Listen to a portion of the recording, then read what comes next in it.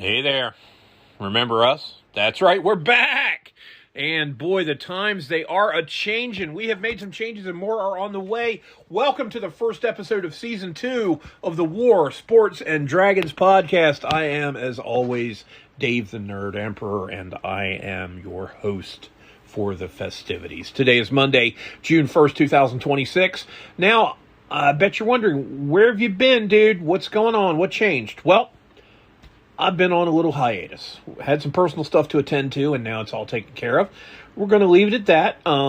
Just so you know, I was not in any sort of trouble, physically, financially, legally, spiritually, morally, maritally, personally, socially, in any way, shape, or form. Just had some stuff that I had to handle, some personal business I had to take care of, some ducks to put in a row, and it's all taken care of now. So That's all straight. Now let's get the standard announcements out of the way and we can start rocking this thing. As always, you can follow us on not just Spotify, where we began, but on Amazon, Audible, and iHeartRadio as well. I vow someday I will figure out why this thing is not listed on Apple Podcasts. It's showing up on my end, but not if you search for it as a user, so I don't know what's going on. You can follow us on Twitter. It's at the WSD Podcast if you want to help us get better tech. Pay the ISP bill, etc. You can do it through Cash App and Venmo. Each handle is the same, WSPD Pod. We're keeping that extra letter P there for now, but it's not in the podcast, and we're going to talk about that in a moment. Meanwhile, we have a Patreon page for subscribers to sponsors. It's as cheap as $3 for some of the premium content. That's patreon.com/WSDragons. You can get freebies there. You can sign up for a free membership, but patrons, subscribers, for as little as $3 a month, you can get special extra content, including the first 16 chapters, right around half in terms of word count of my first completed novel, Love's Crucible, are on there now. Latest chapter just went up yesterday, Sunday. The first chapter of that novel is available there for free. You can become a sponsor to read the rest as it comes out, and as all my future works come out, for as little as $3 a month. $3, 10 cents a day. You can support a writer who's been writing all his adult life. Quite literally, I've been writing and earning money doing it since I was 18 years of age. I am 55 now. It's been a while. There are now 30, count them, 30 novels and books. Novels are fiction, books are nonfiction in the pipeline.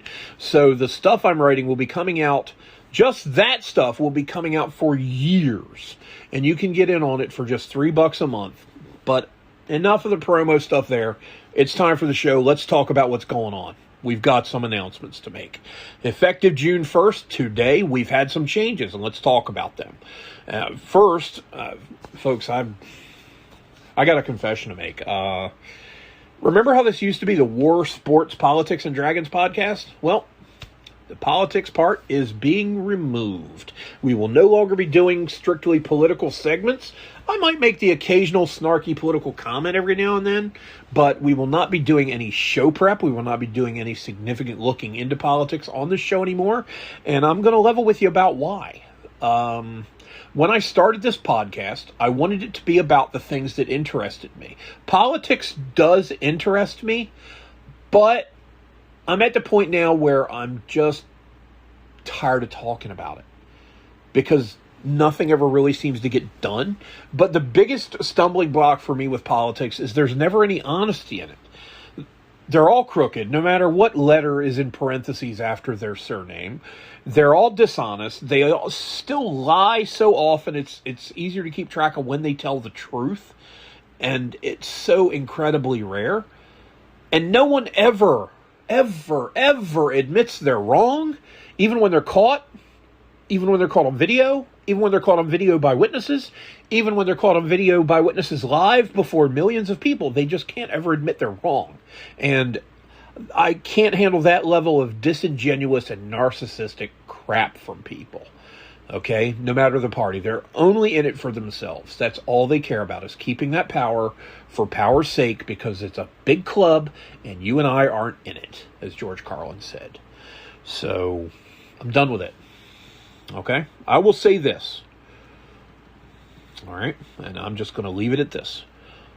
Honestly, until we start doing to politicians what needs to be done to them and with them, to put the fear of God into them, the things that are happening will not substantially change. If anything, they will get worse.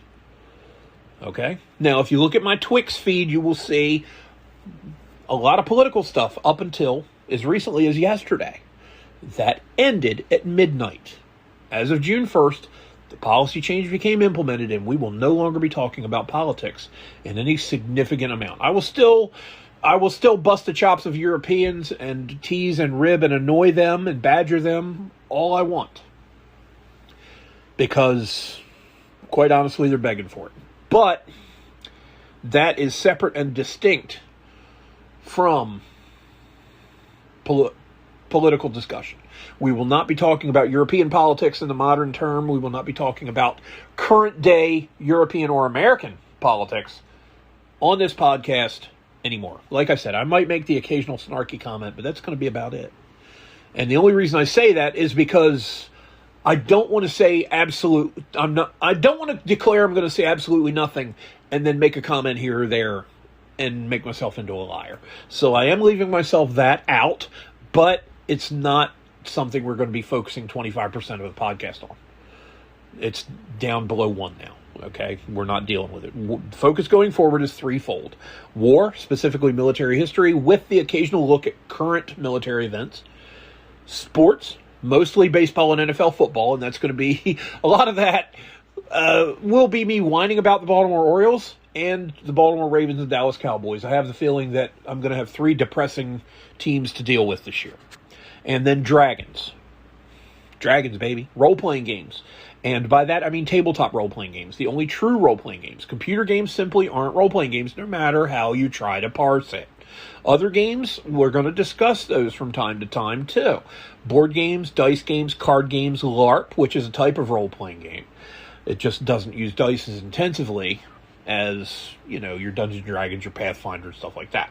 We're going to talk about all kinds of games on here. We're not going to talk much about console and computer games because I don't really play them. I haven't really played any console games since the early 80s, and that was on the Atari 2600. I don't think anybody's going to want to hear about my Space Invaders war stories because it just, isn't applicable.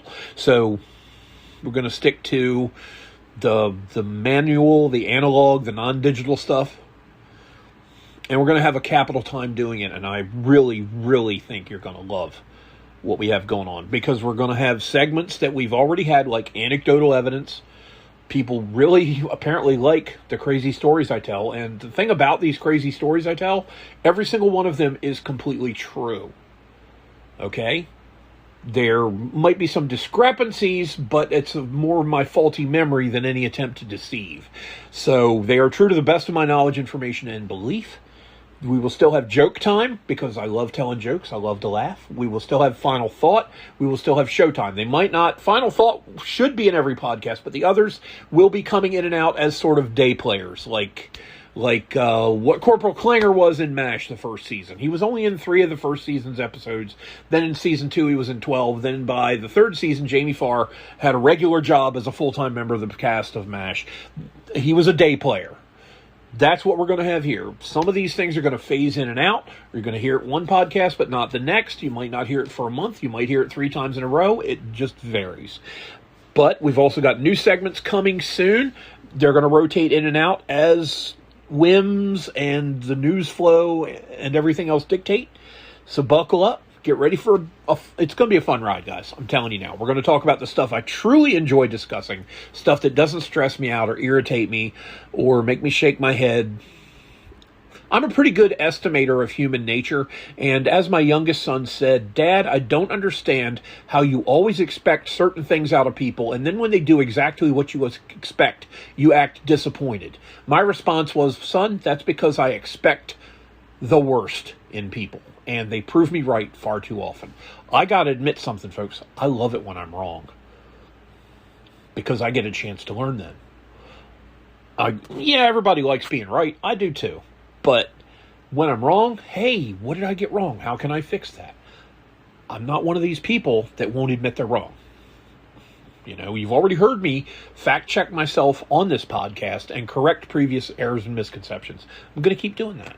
And we're going to be talking about that when I do segments on things like Italy's involvement in World War I, because somebody reminded me of something I had forgotten about how Italy fared late in the war from a military standpoint. There's a lot of stuff we're going to talk about. To start this episode, we will be talking about military history, specifically the Battle of Midway in 1942. The 84th anniversary of the battle is Thursday, June the 4th. And away we go. Okay, so real quick off the cuff, we're going to recap the Battle of Midway, and then we're going to be talking about another anniversary that's coming this week on Saturday, the 6th. Okay.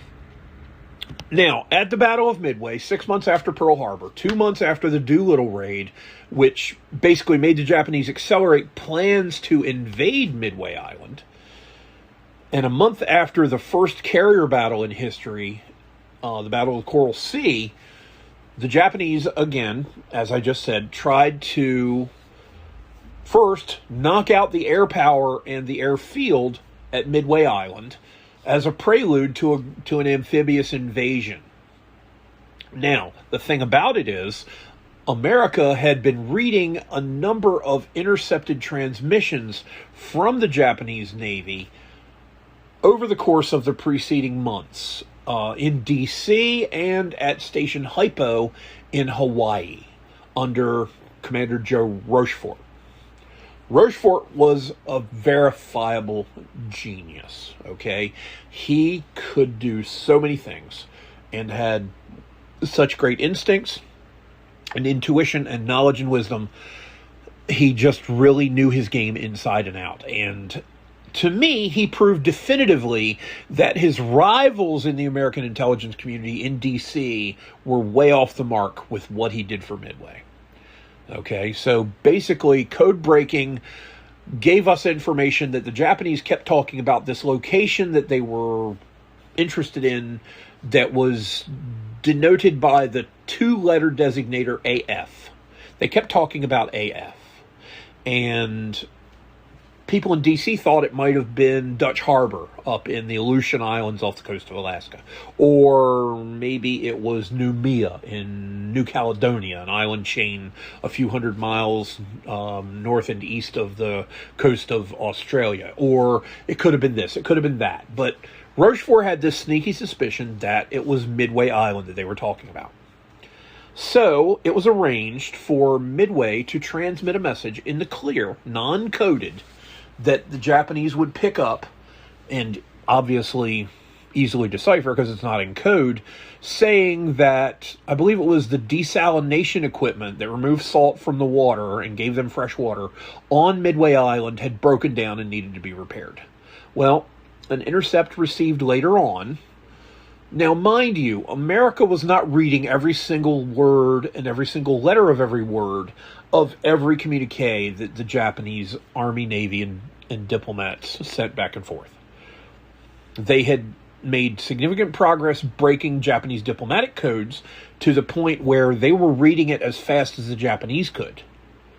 But in terms of breaking naval codes and army codes, which changed more often, they weren't as advanced. And it's estimated, I want to say Rochefort was guessing that they were reading maybe 40% of some of 40% of the intercept. So imagine you get 100 letters that someone has written in a code, and you're able to break the code to the point where you can crack the code, really, not break it, to the point where you can read some of the words on 40 of the letters. So five letters that come in the mail that are in code. You can read most of 2 of them. Okay, that's where they were. Well, through all of the different information gathering techniques that they had, and all of the brainstorming, and all of the recruitment of members of the band of a battleship that was damaged in the Pearl Harbor attack, because band people with their musical aptitude, somehow it was determined, were better at cryptography pound for pound than the average person. All of the little things that went into the code breaking and crypto analysis problem culminated in the AF situation, and it paid off when a message was received in mid-May from one source at the Japanese fleet to another saying AF lacks fresh water.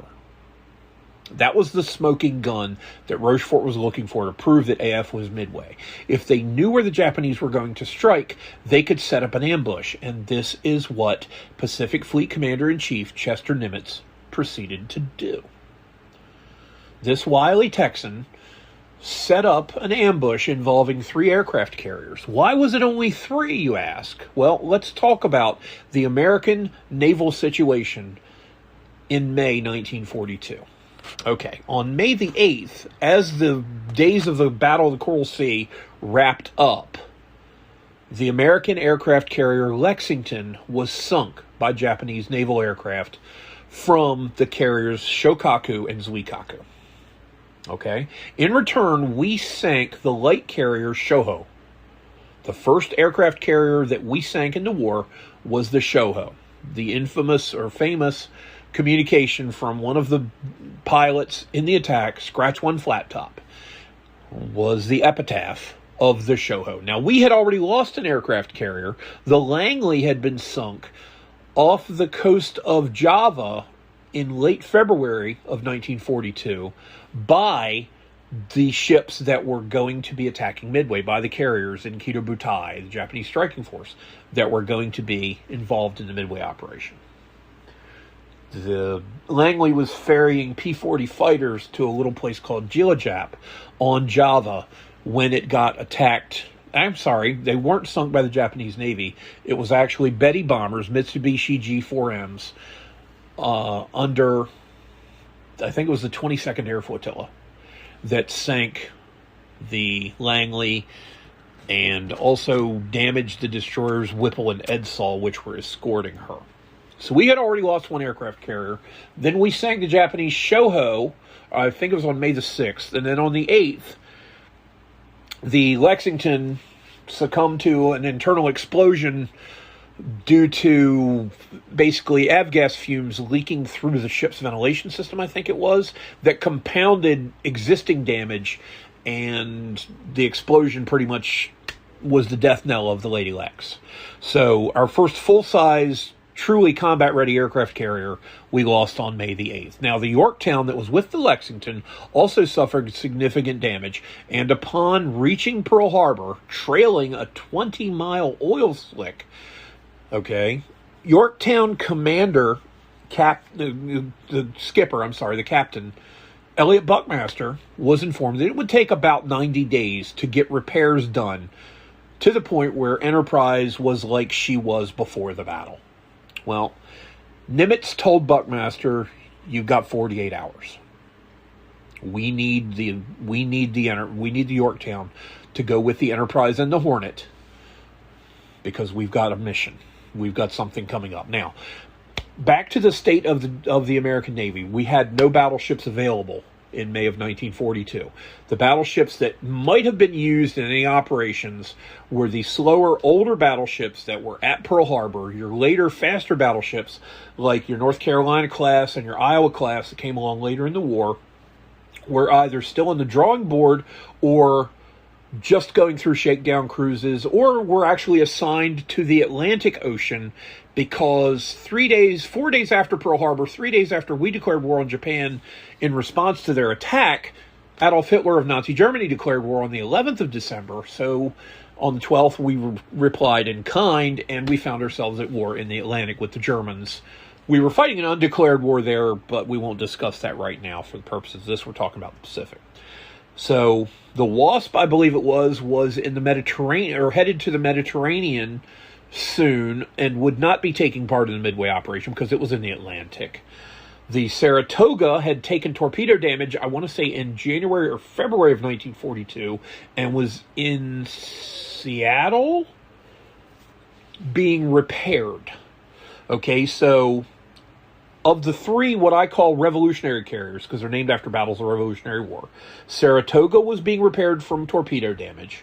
Yorktown was being repaired from bomb damage from Coral Sea, but would be seaworthy and involved in the coming fight.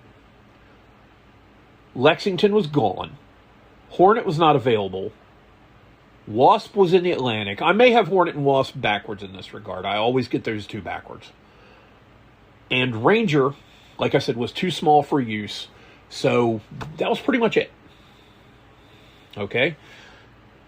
Again, Lexington out of action, Yorktown damaged, Saratoga in basically dry, might as well just say dry dock. One of the Hornet Wasp, one of those was in the Atlantic about to help the British with the pedestal convoy to Malta, and Ranger was not suitable for Pacific operations. So we had three carriers. The Yorktown, like I said, was damaged. The Enterprise, which was at full fighting fit, and the Hornet, which had launched the planes from the Doolittle raid, the 16 Army B-25s that attacked Tokyo on April 18th of 1942. Now, the thing about it is, the commander of this task force wasn't available. Admiral Bill Halsey, who commanded the Hornet during the Doolittle raid and for a period of time before and after that, was basically forced into the hospital against his will by Admiral Nimitz because he had come down with a serious skin infection of some sort. Some say it was some kind of a rash. Some say it was some really bad dermatitis. Some say it was shingles. I go with shingles because that's what I read the most, is that it was shingles. So he's out with a bad, painful skin condition. He cannot take part in the Midway operation. In his place is put Raymond Spruance. Admiral Frank Jack Fletcher commands one ship, the Yorktown. He commands a task force with one carrier, the Yorktown. Whereas Spruance is in overall command and handles the Enterprise and the Hornet. Well, on the night of June 3rd, a search plane from Midway spots the Japanese carrier force, and radios back, I believe they said sighted main body. It was kind of vague, but yeah. So they knew the Japanese were where they were supposed to be. You know, they were pretty punctual and true to form, and were headed to Midway from the northwest. Well, northeast of Midway, a couple hundred miles away at what was designated as Point Luck, the two American task forces waited. I believe they were Task Force 16 and 17. They were going to lay an ambush. Well, here's the sequence of events in a nutshell. As dawn broke, the Japanese had launched aircraft intent on striking Midway Island's airfield. The Americans, knowing where the Japanese carriers were, as dawn reared its head, launched the 100-odd planes that they had from Midway's airfield to attack Kido-Butai, the Japanese strike force. They had the obsolete Vultee Vindicator. They had the half a dozen of the new Grumman Avenger plane. They had 4 B-26 Marauders. They had a dozen or so B-17s. They had 23 Brewster Buffalo fighters, which were horribly out of date and weren't really competition for the Japanese Zero fighter.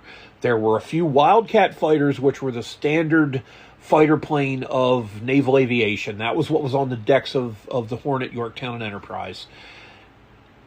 They just had this conglomeration of whatever they could throw together and get on that island. Well, it gave America a quantitative edge of, I want to say, maybe 80 more total aircraft than Kido-Butai had, if you add up the 234 planes on the three carriers plus the 100-odd planes on the base at Midway. This mattered because here's how it unfolded. Part 1, the Japanese attack Midway. They do not completely knock out the airfield to the best of their knowledge, information, and belief. So, as they return to the ships that they launched from, they radio the need for a second strike on Midway Island. Okay? So, as that is taking place, the American airplanes that flew out to attack the Japanese find their target, and not a single bomb or torpedo or anything else hits a Japanese aircraft carrier.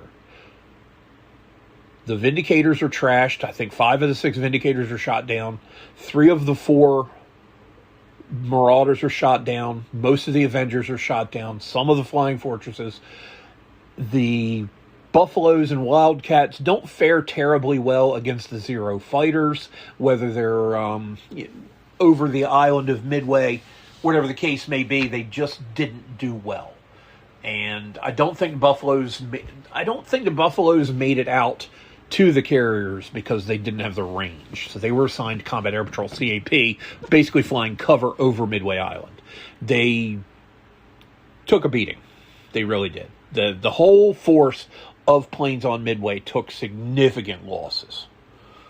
The only squadrons collectively that had a worse go of it than the conglomeration of air forces on Midway were the 3 squadrons of torpedo bombers on Enterprise, Yorktown, and Hornet. We'll get into those in a minute. That was TB3, or VT3, VT6, and VT8. So, first thing that happened was the Japanese strike on Midway. The second major event that happened that day was the American land-based air striking at the Japanese carrier force, not doing any damage. The third significant event was, as this was unfolding, Step 2, Part 2 was unfolding, Admiral Chuichi Nagumo, commander of the Japanese carrier force, he was also the commander of the carrier force at Pearl Harbor, and sometime in the future, we'll talk about how he lost World War II in the Pacific for Japan, but not right now. He receives a message that a surface force of American ships has been spotted. But, as I recall, the original transmission from the scout plane did not mention an aircraft carrier. So at first, Nagumo did not immediately decide that rather than arm his planes for an attack on an airfield, which meant the Kates would be carrying bombs, high explosive bombs, and so would the VALs, the dive bombers, that they would not be rearming to torpedoes for the Kates and armor-piercing bombs for the VALs. They would keep their armaments as intended, and they would go back after Midway Island. Well, when the sighting got updated, oh, look, there's a carrier. At this point, Nagumo's got some decisions to make, because with his ships being under attack, he could not launch and recover aircraft. You have to keep the bow of an aircraft carrier into the wind in order to create the proper amount of lift so that the planes can take off and land. You have to land and take off into the wind when you're in an airplane. Okay, otherwise you got problems. So he had to get his carriers back into position to take the planes on that had come back from Midway, as well as cycling his CAP planes, because you can't put all your fighters up at once and then have them all come down to refuel and rearm at once. You have to rotate them. So he had to deal with that. Then he learns that there is a carrier force a couple hundred miles away, just at the edge of his striking distance. So he makes the decision to go ahead and rearm things. Put torpedoes on the Kates, put AP bombs on the VALs, and go after this aircraft carrier. Well, meanwhile, the Americans at the carriers, Yorktown, Hornet, and Enterprise, had already launched a strike.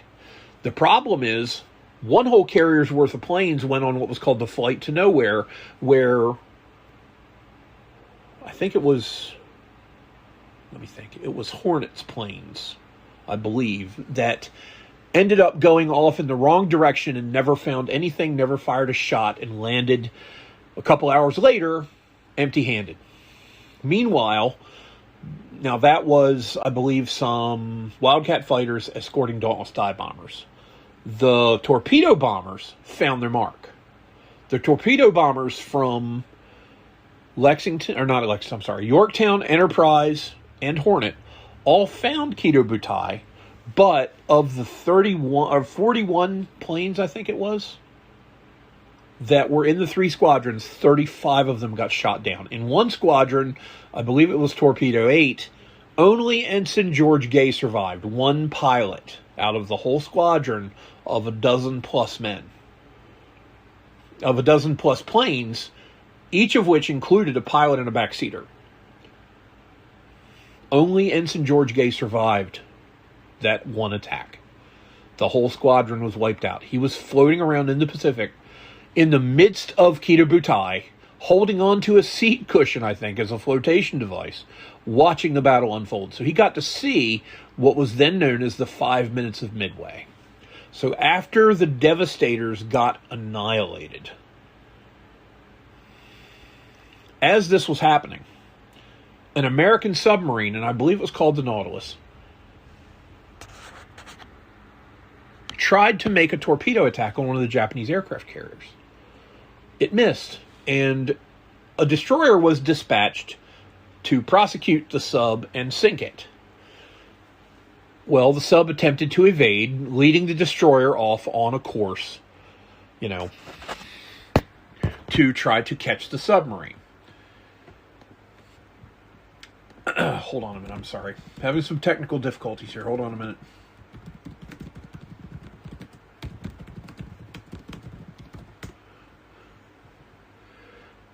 Now, the Nautilus did not succeed in the torpedo attack, and the destroyer Arashi was alerted to chase down this sub and sink it if at all possible. Well, Nautilus fled to the north, or fled to the south, Arashi in pursuit. Meanwhile, you've got 2 squadrons of Dauntless dive bombers flying around, basically lost. They get to where they were told the aircraft carriers were. They're not there. They're not there. And you got to understand, to be a pilot, you have to have good eyesight. So what you're talking about is around 35 of the best pilots in the American military with superb eyesight, and they don't see a blessed thing below them. There's patchy cloud cover, but it's not significant enough that it could hide an enemy task force. There were no squalls of weather, You could see what was going on the ocean, and all they saw was a whole bunch of ocean. Just as they're about to give up on the search, the Arashi is seen hustling north to get back to Kido Butai. Having gone after Nautilus and failed to sink her, Arashi has turned around to go back to its duty station as part of the carrier support route. The dive bomber pilots see the destroyer, and Commander Wade McCluskey says, hey, let's go after that, follow that destroyer, see where he leads us. And a few minutes later, they found not 1, not 2, but 3 aircraft carriers. Okay? Then the 5 minutes of Midway begins. At around 10:28 a.m., give or take a couple minutes, till 10:32 a.m., give or take a couple minutes. I've read so many different times on this that I'm ballparking it. For a period of around 5 minutes, the Dauntless dive bombers did some amazing damage to the Kaga, to the Akagi, and to the Soryu. Fatal damage to all 3. They would all 3 eventually sink due to the dive bomb hits from these 2 squadrons of Dauntless dive bombers, which arrived coincidentally at this same location. It was not even planned. It was an absolute accident. But again, the hand of God intervenes.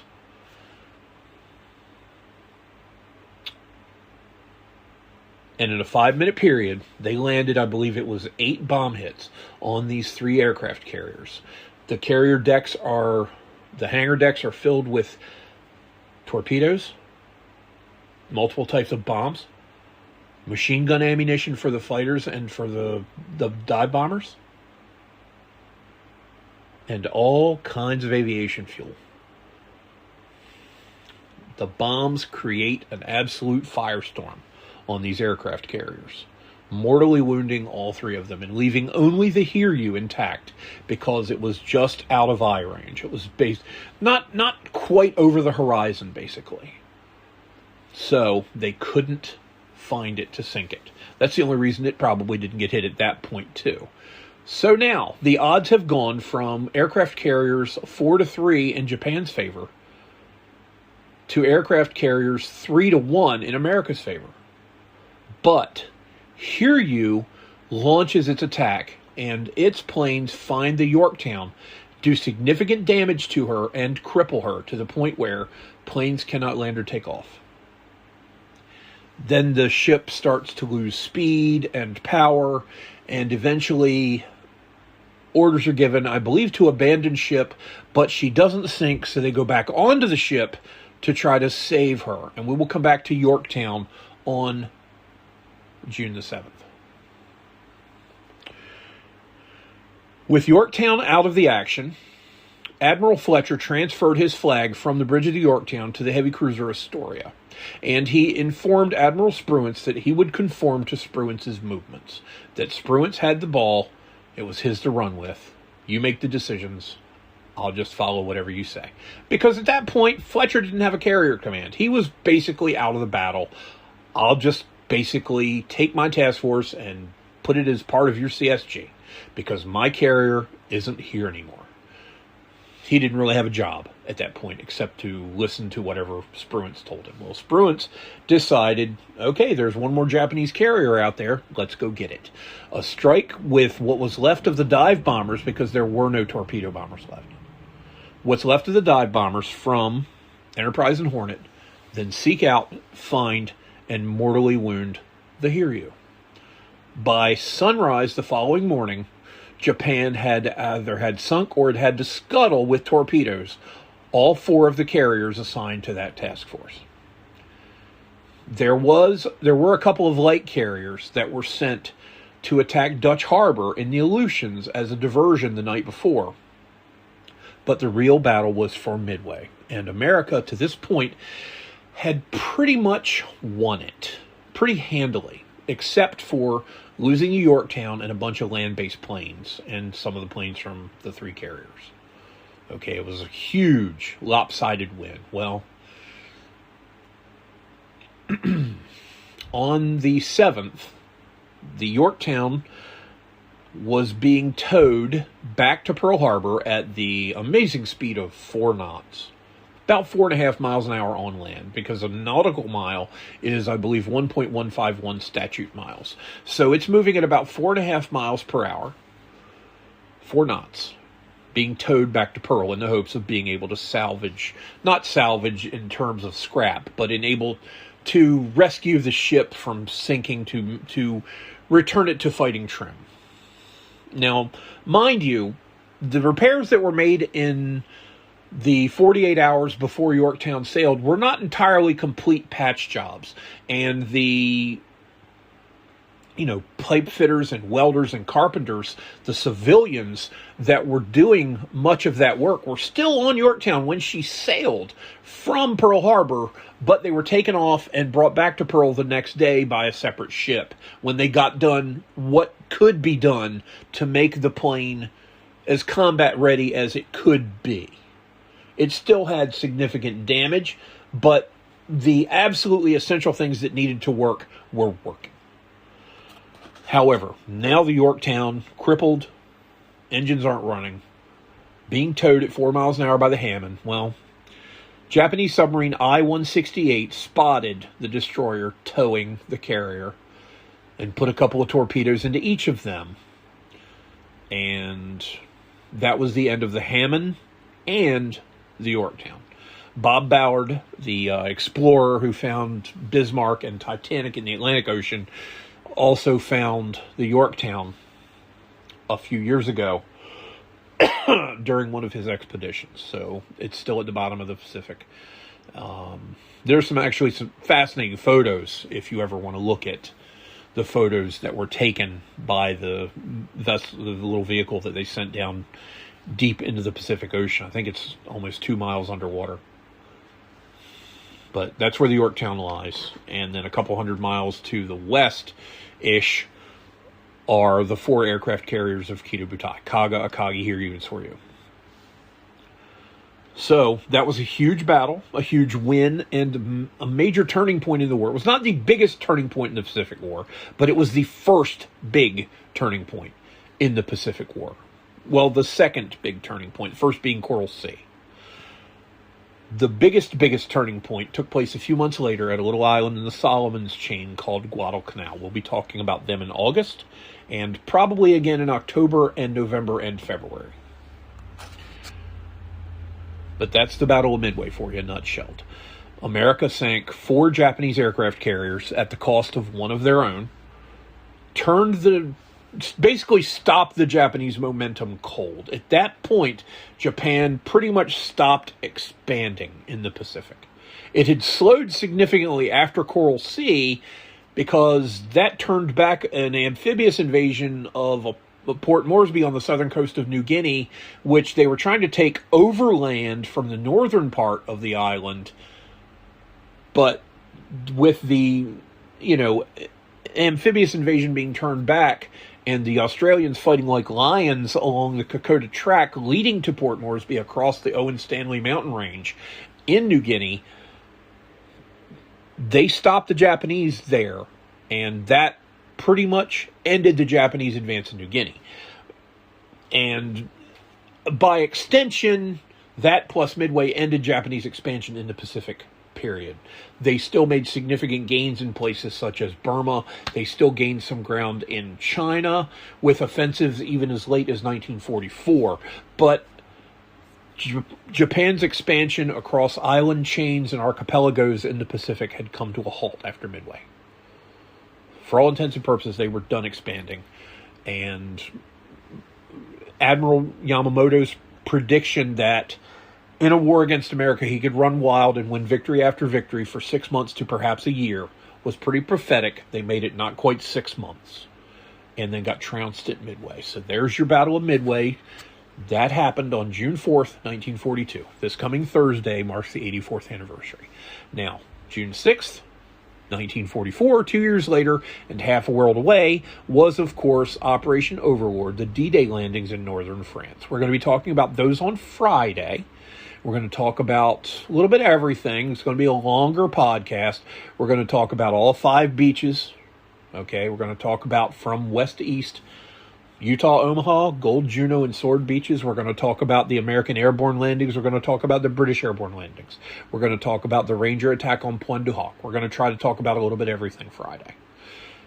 But today is Battle of Midway Day, and this is our salute at WSD Pod to the heroes of Midway. People like Dusty Cleese and Dick Best and Elliot Buckmaster and George Gay, who put everything on the line, and several hundred of our men died to stop the expansion of the Japanese.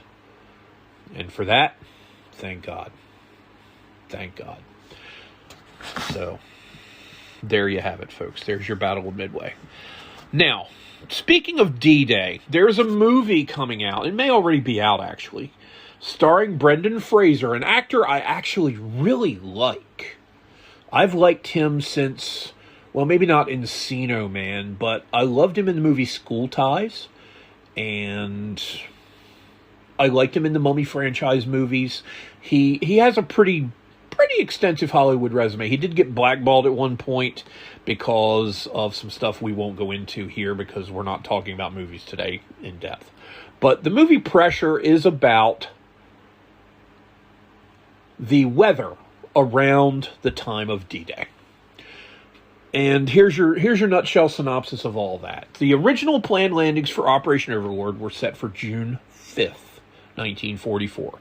But due to horrible weather conditions in the English Channel, with a low front that looked more like something from winter than it did from late spring, wreaking absolute havoc and making all the men embarked on ships ready to go at the D-Day landing beaches seasick as hell, they postponed it for a day. Ike Eisenhower, Supreme Commander SHAEF, Supreme Headquarters Allied Expeditionary Force, the man in charge of the Allied forces involved in Operation Overlord, said we're going to postpone it for one day. Well, in that intervening day, the weather changed a little bit, and Group Captain Stagg of the Royal Air Force, who was a meteorologist in charge of making that forecast, saw a possible window opening of tolerable conditions on the 6th, but they might be followed by really bad conditions for the next couple of days. So the decision nuts and bolts of it was because of the tides and the moon phases and the weather, either the attack was going to be launched on June 6th or it couldn't happen for another month. Promises had been made to Soviet Union Premier Joseph Stalin that the Allies were going to land in Western Europe sometime around early June 1944, and Stalin had planned accordingly with a huge offensive operation scheduled for June 22nd, the third anniversary of Germany's invasion of the Soviet Union in 1941, Operation Barbarossa. Operation Bagration was scheduled to hit largely German Army Group Center on June 22nd, to keep Germany from sending significant forces west to deal with the Allied landings. So a lot hinged on this weather forecast. Stagg was under a great deal of pressure, and that's what the movie's about. The meteorological, the barometric pressure, and the pressure that Stagg was under. But I'm going to level with you, folks. This is not a movie-worthy topic. Just as that movie recently about women delivering the mail in the U.S. Army in 1944. I did not see that film. I don't even remember its name. I will not be watching it. That is not a movie-worthy topic. Captain Stagg's forecast is not a movie-worthy topic. I'm sorry. It just isn't. They've worn out World War II in films so much, the commonly known campaigns, they've worn them out so much that now they're doing movies about weathermen. Of all the special ops and peripheral front activity and commando raids and, oh my God, so many things, excuse me, that could be discussed in film. They've beaten D-Day to death. They've beaten the Battle of the Bulge to death. They've beaten Midway, Guadalcanal, and Okinawa to death. They won't do a film really about, America won't do a film really about the campaign in the Philippines or, you know, anything significant involving battles like the Hurtgen Forest or any in-depth movies about the North African campaign. Yeah, Patton touched on it for about an hour, but it didn't really go into the battles. It was more about Patton the man rather than what actually happened, the nuts and bolts of things. So there are a lot of areas in World War II that could be touched upon at length that aren't, because, quite honestly, Americans don't even know about them. Okay, when you talk to an American who has, most Americans have, folks, it's a surface level at best knowledge of the war. Hell, you ask 100 high school seniors who America fought against in World War II, they probably won't even get it right. Okay, the overwhelming majority. Look, when I was a high school senior in 1987-88, only 47% of high school seniors could find the U.S. on a map of the world. Do you think that's any better now? 20 years ago, only 1% of Americans could name the vice president, their congressman, or their 2 senators.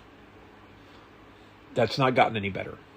So, they're talking about stuff related to things that is widely known. It's what's called common knowledge. And that is why you have a movie about a British weatherman starring Brendan Fraser as Ike Eisenhower. He's not Ike Eisenhower. He doesn't look like him. It just doesn't work. And I won't be seeing the movie. Okay? The last time Hollywood made a decent movie about a weatherman was Groundhog Day. And it certainly didn't revolve around him predicting the weather a whole lot, did it? No, it did not. It was a character study. It didn't have really anything to do with him forecasting anything in particular. It does show him making a weather forecast. It shows the weather as a result of his, or not as a result of his forecast. It shows the weather that conforms by and large to his forecast. But the weather isn't really the big factor in that film. It's the weatherman that is the big factor. His personality, his character development as the movie goes on. Okay, and it's a great film, by the way. If you have not seen Groundhog Day, first, I hope the rock you're living under has climate control. And second, you need to see Groundhog Day as soon as possible. Now, another example of a movie could be about Operation Fortitude, which was the operation conducted by Allied intelligence to fool the Germans into thinking that the D-Day landings weren't actually taking place in Normandy along the Calvados coast, as they actually did, but that they were taking place at the shortest, narrowest point across the English Channel in what is known as the Pas de Calais, an area around Calais, Dunkirk, Boulogne, and Dieppe on the northern coast of France. An entire fake army group under General Patton was created that did not exist. Fake radio messages, fake tanks that were made out of that were inflatables, fake inflatable aircraft. All manner of subterfuge was employed to make the Germans think that we were landing this huge army under General Patton directly across the English Channel at the Pas de Calais. A movie about that, to me, would be a lot more interesting than a movie about the weather on June 5th and 6th, 1944. Okay? Play it from a German angle. It could be a spotlight on take a German intelligence officer who's like a junior version of 84th German Army Corps Commander General Marx, who predicted the D-Day landings in Normandy, and this young junior officer, say he's a Major Schmidt, we'll say. Major Schmidt is convinced that the Allies are landing in Normandy. But everybody is convinced that it's the Pas de Calais because the Allies are trying to lead them into believing it. Well, he swears up and down, it's Normandy. It's got to be Normandy. They're landing in Normandy, and the Normandy landings then take place. And he says, see, I was right. But then the powers that be still don't believe him, and they think it's a diversion, and that the Allies are still going to land in Pas de Calais, which was what historically happened. Hitler was convinced that the Allies were going to land in the Pas de Calais. And he didn't free the 15th Army that guarded that area for some weeks after the landings at D-Day because he was still convinced of it. A movie about that would be a lot more interesting. The intrigue and the subterfuge and the investigations and the intelligence work involved in FUSAG and Operation Fortitude, that would be a darn sight more interesting than a movie about the frickin' weather over the English Channel. But they'll never make it. So, there you go. And in the end of the movie, in the end of the Fortitude film, the hero, well, not hero, he's still a German officer, but the protagonist gets shot for defeatist talk. Like the German commander on the scene at Remagen in the movie The Bridge at Remagen. It would be a very zen ending, truth be told. That would be worth watching. Not a movie about the frickin' weather. Okay? So there we go. We're wrapping up war, moving on to sports. Is there hope for the Orioles? Good question, but not a good answer. Not a lot. That's my short answer. They did sweep Tampa Bay a few days ago, yes. Basically, earlier this week, or early middle of last week, they did that. Monday, Tuesday, February. Did I really just say that? Monday, Tuesday, Wednesday, yeah, fine. They swept Tampa Bay. But then Toronto comes to town, and they drop the first two of a 4-game set. They did win the last two to split the series, but right now, the Orioles are 28-32. They're on pace for about, I want to say 78 or 79 wins. That's not a strong showing. They will not go into the playoffs if they're that. And all this talk about, well, they're a game out of the wild card spot. It's June 1st. You don't talk about wild card spots until you start talking about magic numbers. And you don't start talking about magic numbers basically until Labor Day. You're still 3 months away from even starting to fantasize about the playoffs. Don't even talk about the wild card to me right now. It's ridiculous. Playoffs? Anyway. Subtext of all this, a sub-arc of this greater scheme, is the catcher-DH combo of Sam Basallo and Adley Rutschman. Basallo has shown some significant promise. Rutschman is hitting fairly well. They are the best catcher rotation right now, possibly in the American League. I'm very happy with how they're doing. Maybe they're not hitting the ball a ton, but Basallo is hitting like 275, 280. Rutschman's coming around. They're doing well. The problem is the team as a whole, if they're hitting, they're not getting a lot of playing time. And if they're getting a lot of playing time, they're not hitting. Now, there's an obsession, it seems like, with platooning players on this team. Okay? I'm to the point now where the Orioles front office and the manager need to sit down and have a heart-to-heart talk about why they see this overwhelming need to platoon at almost every position in the lineup. You can't do it in 5 or 6 spots. And you're batting players like Tyler O'Neill who can't hit his weight, and people like Kobe Mayo who are a liability at the plate and in the field, it seems, when you've got other players who could be taking up spots in the lineup, and you could move people around and fill positions and spots in the lineup with just, you got better options. Okay, is Gunnar Henderson on his way back from low average land? No.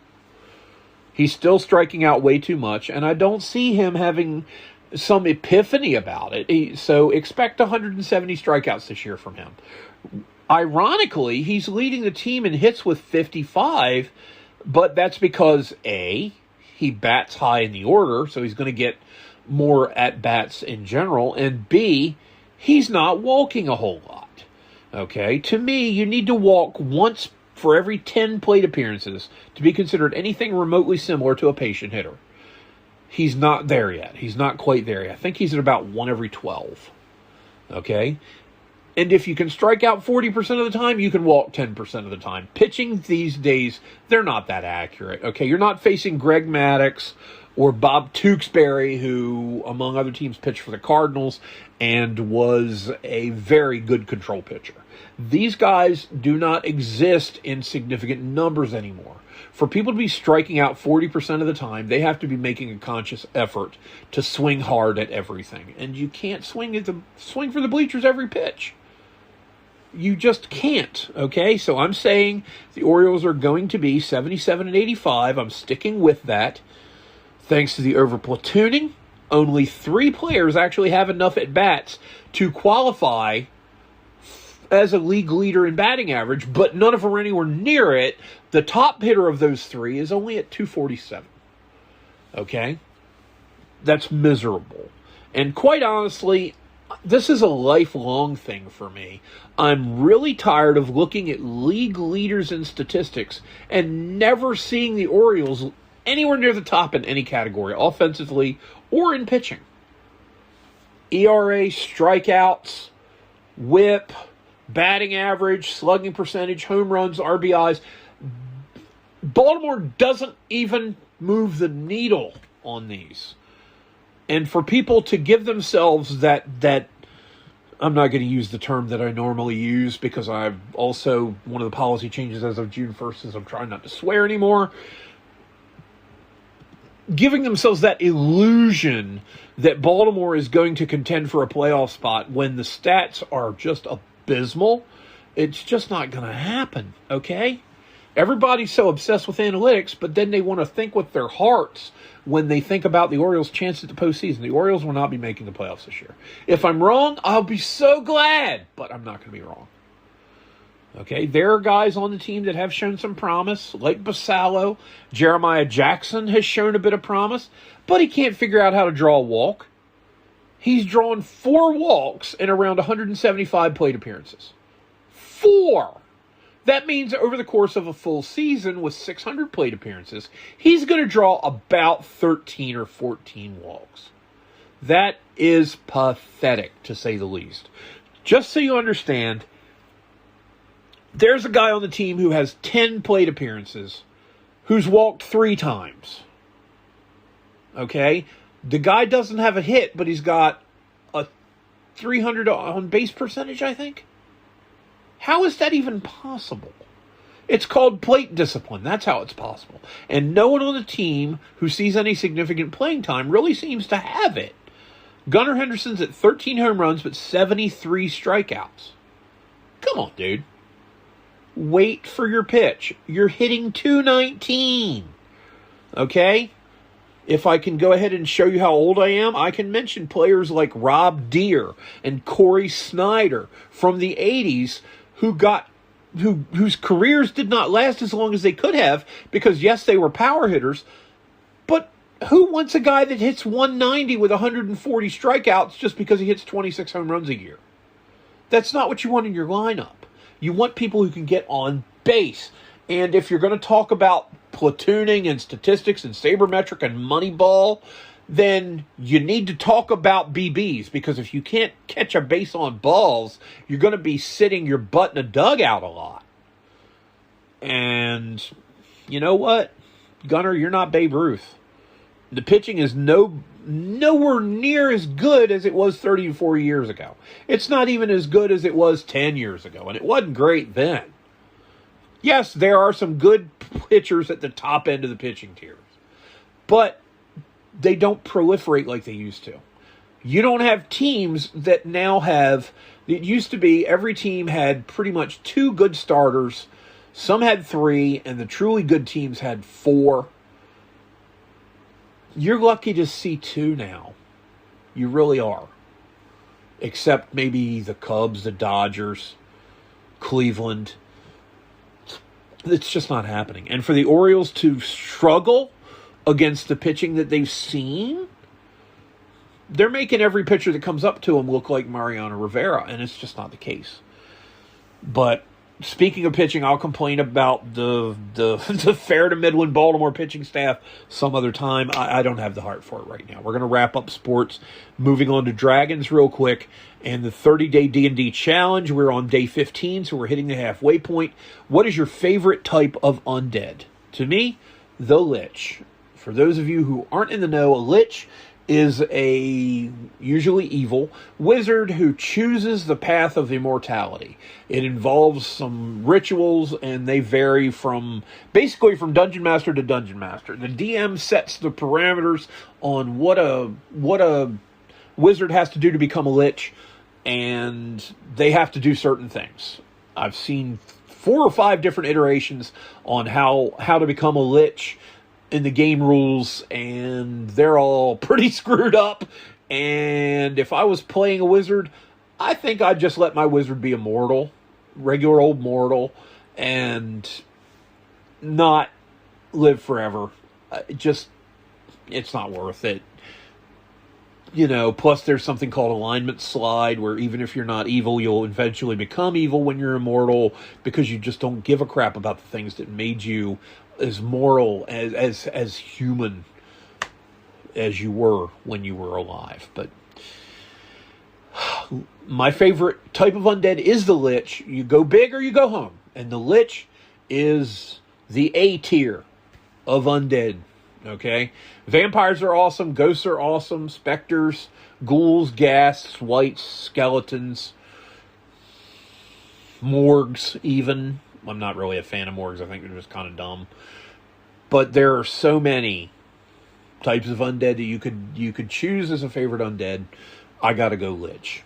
Okay, you got a Sararak from the Tomb of Horrors, the classic first edition novel or module S1. Okay, the stereotypical killer dungeon.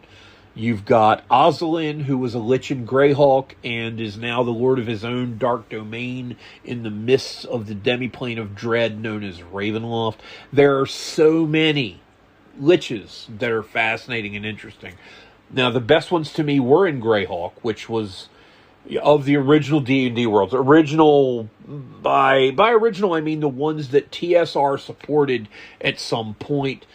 But in 1985, after Gary Gygax was forced out at TSR, they pretty much crapped all over Greyhawk. Yes, there was some Greyhawk stuff that came out later on in first and second edition, but the thrill was, the shine was off the apple with Gary gone.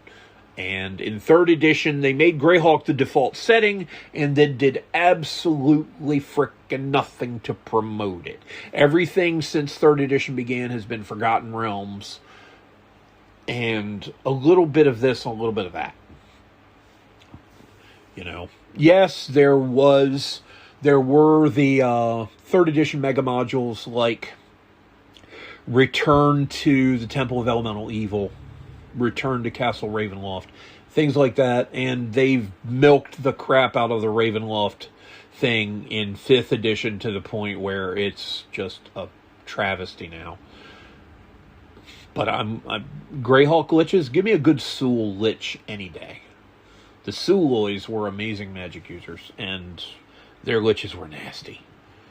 Okay, they had their own separate entry in the monster manuals, okay? They were, especially in 2nd edition, a Sul Lich, oh my. Yeah, so there we are. And that's going to do it for Dragons. We're getting towards the end of things now. Don't despair. We're not doing super extra long this time. We're going to be about an hour 15, or an hour 20. Anecdotal evidence. This one, I'm going to read this as quick as I can. This might take a couple minutes. This is not my story, but this story needs to be read as a warning to others. Okay? This is a story of an idiot. It is not a Darwin Award story because this person does not die. He could have, but he did not. Now, if you look at the Indian Ocean and assume that the Indian Ocean is shaped roughly like a clock, at about 2 o'clock on the clock face are the Andaman Islands. They are an island chain near Sumatra and near mainland Asia, a couple hundred miles away, that are owned by India. India would be at 9, 10, 11 o'clock on this clock representing the Indian Ocean. And the island of Ceylon or Sri Lanka would be at around 9 o'clock. Okay, so over at 2 o'clock, you have the Andaman Islands. One of the islands is called North Sentinel Island.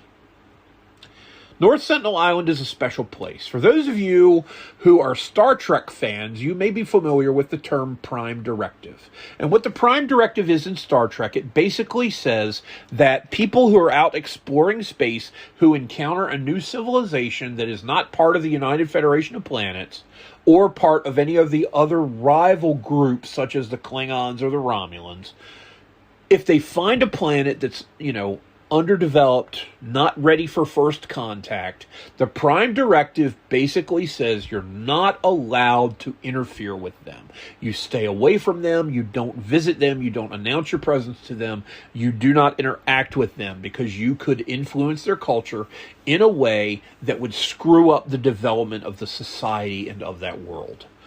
North Sentinel Island is basically covered by a real-world equivalent of the Prime Directive. North Sentinel Island is off-limits under Indian law.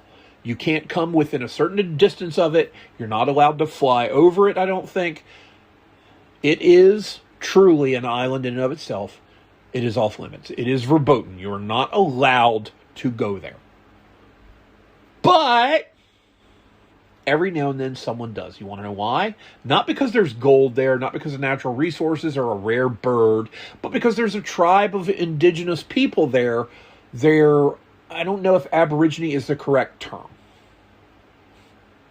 but there is a tribe of natives there who have lived there since time out of mind. Estimates run from between 50 to 500 people live on the island.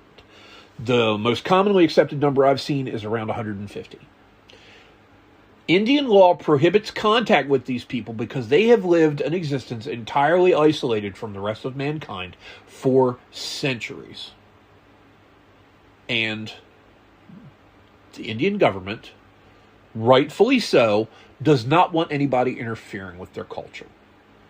Anybody that comes in, think of what we did to the native populations of Central America just by bringing the diseases that were endemic in Europe to Central America. Smallpox, variations of the flu.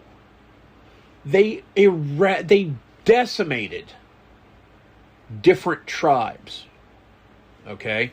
The Inca, the Maya, whoever it might have been, there were tens of thousands, hundreds of thousands of people dead from disease brought on by people such as the conquistadors, among the other things that the conquistadors and explorers did that killed people. You don't want them to screw with their culture. If anyone has ever seen the movie The Gods Must Be Crazy, you can understand the point I'm trying to make here.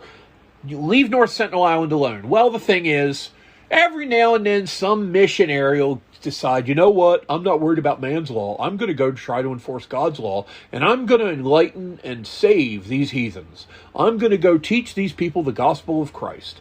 And that's all well and good, but you know what? Don't. Because the last guy that did it, yeah, they killed him, and it's entirely possible that they ate him. But I asked the question on Twix the other night, has some idiot gone to North Sentinel Island recently and gotten himself killed? Well, I looked it up, and I was close. He didn't get himself killed, but he did get himself arrested, jailed, and fined. And here's the story from Newsweek. He snuck onto a forbidden island for YouTube footage, and he'd do it again. This is from Alice Gibbs, senior life and trends reporter at Newsweek. A YouTuber, who illegally landed on one of the world's most restricted islands, home to an uncontacted indigenous tribe, has said he would probably still do it again as he begins releasing footage from the journey that led to his arrest. Mikhailo Polyakov, 25 years of age, from Arizona, so the idiot's an American, traveled by dinghy, because it's what he is, a dinghy, to North Sentinel Island in March of last year, spending hours near the shore before briefly landing on the beach where he attempted to spot members of the isolated Sentinelese tribe. The island, part of India's Andaman and Nicobar archipelago, is protected by a strict exclusion zone designed to shield the tribe from outside contact, which would expose them to disease and threaten their survival. Despite these restrictions and a history of violent encounters with outsiders, Polyakov said he knowingly took the risk. He described setting off in the early hours of March 29th last year, traveling for around 9 hours by motorized dinghy from South Andaman. Quote, I was in the area for maybe 2 hours, he told Newsweek, before briefly landing on the beach. While there, he said he tried to draw attention, including using a whistle and light, in the hope of seeing members of the tribe. In footage from the trip, he can be heard joking as he approached the island. It's been a minute since anyone's been here, but I'm going to assess the state of affairs, check in, say what's up, give them a Diet Coke. Again, the gods must be crazy reference. I wanted to see them, get them on camera, he said, though explained that the goal is not to speak to or communicate with the tribe, despite what he said in the footage. I don't know if you would describe that as making contact. After leaving the island, he was arrested on his return journey. Good. Polyakov acknowledged he was aware of the legal consequences before setting out. Quote, I went into this knowing that getting caught was definitely a risk, unquote. He said he weighed the risk and concluded the consequences were unlikely to be severe. I figured the consequences wouldn't be too severe, and I was right for the most part. Following his arrest, human rights group Survival International spoke out against the visit. They told Newsweek, quote, influencers, tourists, and anyone else seeking to contact peoples like the Sentinelese risk wiping them out through diseases to which they have no immunity. Uncontacted peoples have made a choice to stay isolated, and they don't need self-obsessed influencers or anyone else exploiting them for private gain. Polyakov's lack of remorse for trying to forcibly contact the Sentinelese exposes the selfishness in such idiotic actions. North Sentinel Island has a long history of resisting outside contact. In 2018, American missionary, here's what I'm talking about, John Allen Chow was killed after attempting to land there, while 2 fishermen were killed in 2006 after drifting too close to shore. Little is known about the tribe itself, whose population is estimated to be small and whose language and way of life remain largely undocumented. Polyakov was fined 15,000 rupees, which is about $158, and was held for 3 weeks after the arrest, but he is now no longer restricted from travel. To be honest, if I was the American government, and I'm not big on asking for the government to mandate things, but India needs to be harsher in their enforcement and penalties, and if I were at the State Department, I'd put this prick on a no-fly list. I would, because realistically he violated our prime directive. Okay, more than a year on, as he begins to publish footage from his trip on his YouTube channel, and I'm not telling you what it's called, he said he does not have any regrets. Would I still do it again? I would say yes. I wouldn't say I regret anything in particular. He framed the journey as part of a broader effort to document places rarely seen by outsiders. That's I'm sorry, that excuse is so lame, it needs physical therapy for its knees. All right? It's just, no, I'm not buying it. I'm very motivated to document things that are difficult to find, he said. I want to seek out things that they're not going to see anywhere else. You know what, buddy? Go explore the Badlands of Utah. There are all kinds of box canyons in the Sierra Nevadas and the Rockies and the Cascades where you can take some amazing footage. You might even find species of animals that heretofore had never been discovered. Instead, you might want to take COVID to North Sentinel Island. Yay, you! Brilliant! You should be in jail for a very long time. You should be in jail until the medium that you use to take the video is so obsolete you can't find it anymore. Okay, I gotta admit, I'm incredibly incensed about this. This is absolutely asinine. Okay, and basically, trips like this have increasingly been linked, the article goes on to say, to so-called danger tourism, a loosely defined trend in which travelers or content creators visit high-risk, restricted, or politically sensitive locations, often in pursuit of unique or exclusive footage. While the term has been used to describe travel to conflict zones or extreme environments, experts have warned that social media has expanded this phenomenon, with creators sometimes seeking out places that are legally or ethically off-limits. Polyakov, however, disputed that framing. I wouldn't describe myself as a danger tourist. I think this is primarily documentary. No, you're a freaking danger tourist. North Sentinel Island has long drawn global attention because of its isolation, but access remains strictly prohibited, and Indian authorities enforce a buffer zone to prevent any approach. Well, they couldn't catch some yabo in a dinghy for 9 hours going toward the island, so, I don't know, maybe buy some binoculars. Terrible job of enforcement. Polyakov's case has fueled renewed debate about whether the rise of social media creators is contributing to an increase in attempts to access such places. Well, yeah, and where responsibility lies when those trips are filmed and shared online. I don't encourage anyone to repeat what I did, he said, but I wouldn't say I'm responsible if someone does. Yeah, I don't know if that's going to fly in a court of law, buddy. Polyakov, we'll just call him Dick for short, said part of his decision to speak publicly and release the videos now was to present his own account of events after what he described as largely negative coverage. Despite the backlash, he said he plans to continue exploring remote and underreported places, including areas with limited outside contact. Yeah, whatever. Jerk. And now we're going to a new segment. I'm going to change gears and get back into the humorous side of the world. Florida Man of the Week. So this is going to be a regular feature. Every week you're going to hear a new Florida Man story. It's going to be the creme de la creme of Florida Man stories. This week's real quick. I'm not naming the dude. I could. I know his name. I've seen the articles. But here's the headline, and this is all you need to hear. Florida Man opens tiki bar in Walmart parking lot. Serves patrons for 3 hours before being nabbed by police. That's impressive. So I guess he went into the Walmart, grabbed tiki torches and some, lawn furniture and decorations and maybe some, grenadine syrup and then maybe the Walmart sold beer too or whatever the case may be. And he got some booze and came out and was handing out booze to people for 3 hours in the Walmart parking lot at a tiki bar that he had created himself before anyone twigged to what he was doing and called the cops. That's a humdinger. That's the best Florida Man story I've read all week. However, Maryland still has the best Florida Man story ever. Maryland still has the cornhole player, the professional cornhole player, who has no arms and no legs, all he's got left is stumps, who shot somebody. Okay? Maryland is still ahead on medals in the low-class Olympics, so hooray for my home state of Maryland.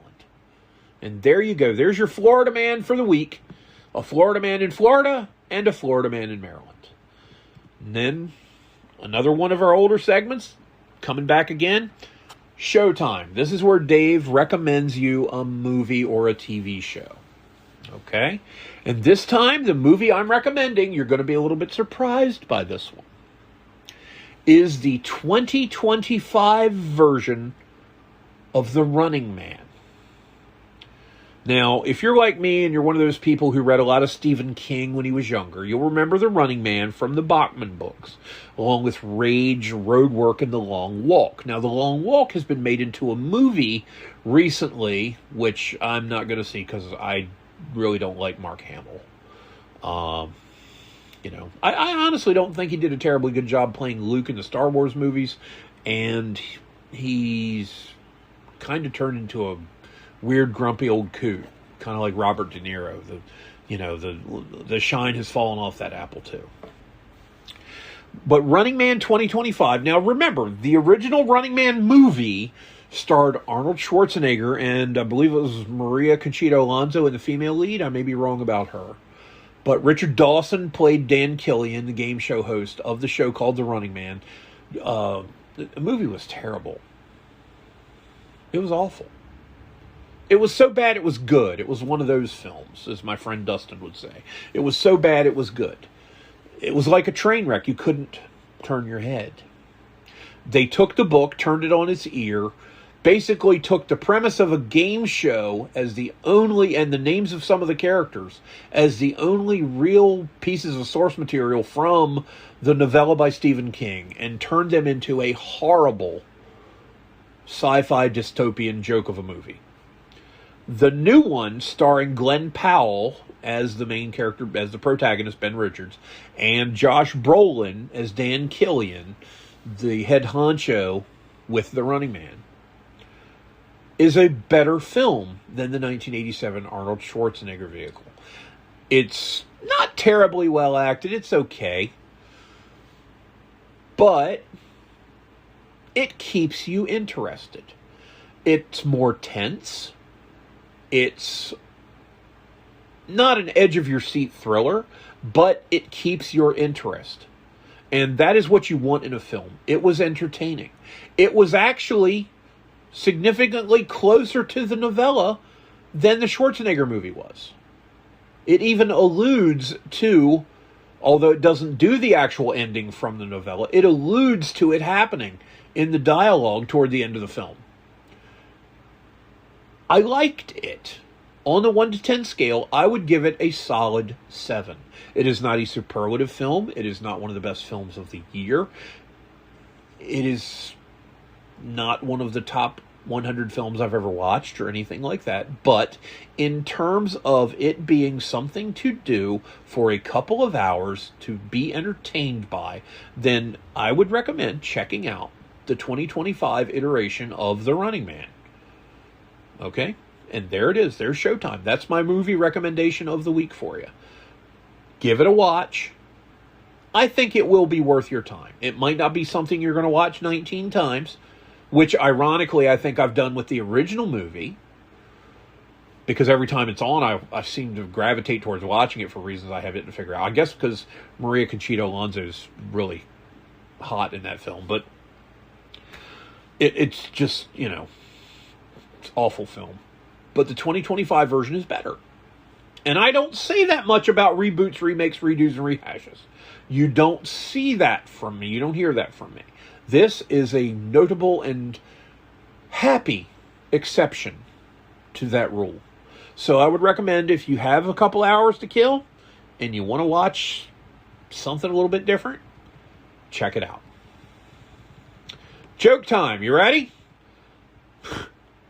I can't believe I'm reading this one on air. What has 100 teeth and holds back a monster? The answer? My zipper. Okay, that's not true. But I've got a little fact for you. It's not the size of the wave, campers. And, contrary to popular belief, it is not the motion of the ocean.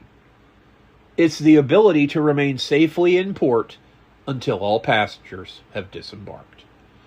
So there you go. A joke, a little bit of wisdom.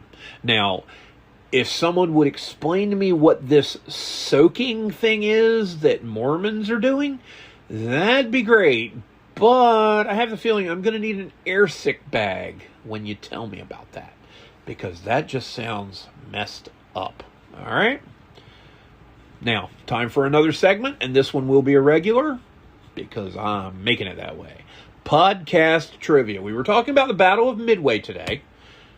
Who was the admiral in command of American carrier forces during the Navy's next big engagement in 1942? Specifically, who was the commander of American carrier forces on August 7th, 1942, when the Marines, the 1st Marine Division, landed on Guadalcanal? Who was the admiral in charge of the carriers that were assigned to protect the surface ships and the landing force at Guadalcanal? I will give you the answer to that question in the next podcast. Again, this is Season 2, Episode 1, so in Season 2, Episode 2, you will hear the answer to that question. Okay? And now, another new segment, Weird Facts. And this one messed me up bad when I heard about it. You guys are familiar with the duck-billed platypus, right? Well, did you know it's venomous? Yeah, get this. The male duck-billed platypus, during mating season, produces a venom that's unusually strong. And its chemical makeup is such that it is not really touched by traditional pain management methods, including opioids like morphine. So if you get platypus venom in you, going to the ER, they would probably try morphine on you. It ain't gonna work because of the composition of the toxin. Okay, get a load of this. Plus, the pain from the venom can linger for weeks or even months, it's estimated. Okay, this poison is delivered via sharp, hollow spurs on the creature's hind legs. It's usually used like when they're kicking at an opponent in a fight for dominance or control of territory during mating season. Okay, so, no, there will be no touching of the cute platypus, campers. Leave him be, especially if it's mating season. Luckily, the platypus is not commonly found in America. You can find it in the zoo, but they are indigenous to Australia and the little island of Tasmania to the south. And their mating season, now remember, the seasons are backwards down there to us.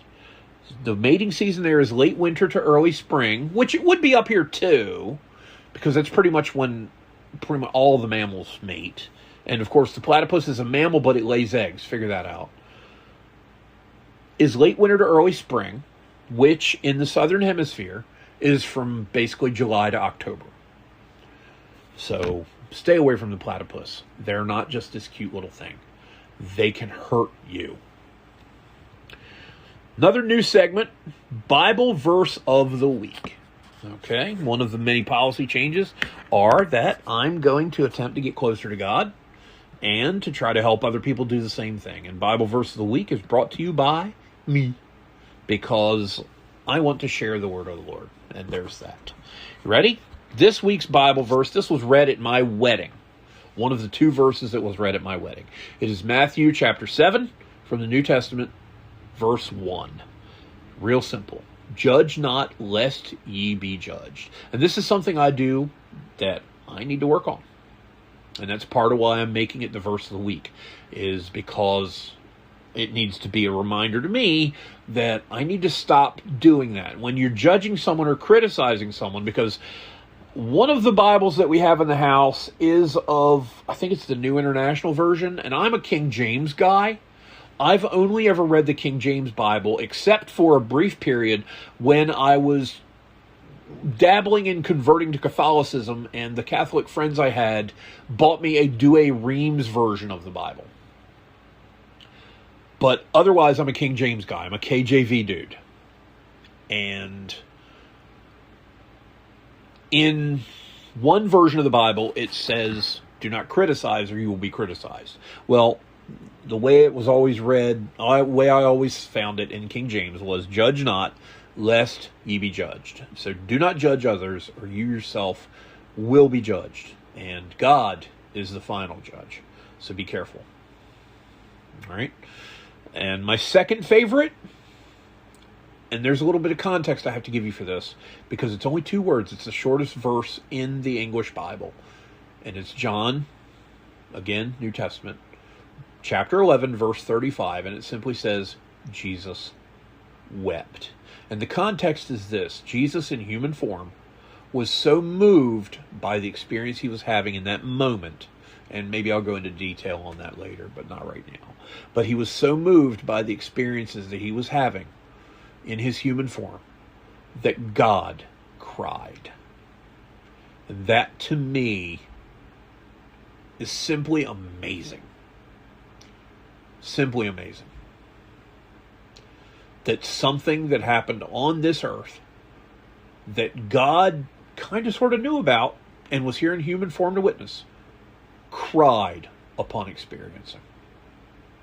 That to me is huge. And now we're moving on to our final thought. Final thought for the day is this: if you stand for nothing, you'll fall for anything. Now, that's been credited to a lot of people: Malcolm X, Alexander Hamilton, all kinds of different people. No one really knows where it came from, but it's thought to have originated actually about 100 years ago here in America. And it's a good saying. If you stand for nothing, you'll fall for anything basically means that if you don't have a stance, if you don't have a moral compass, you're going to basically be a sucker for any charlatan that comes along. And even if you stand for something that I or some other stranger might think is wrong, stand for something. Have some hill you're willing to fight and die on. Okay, because otherwise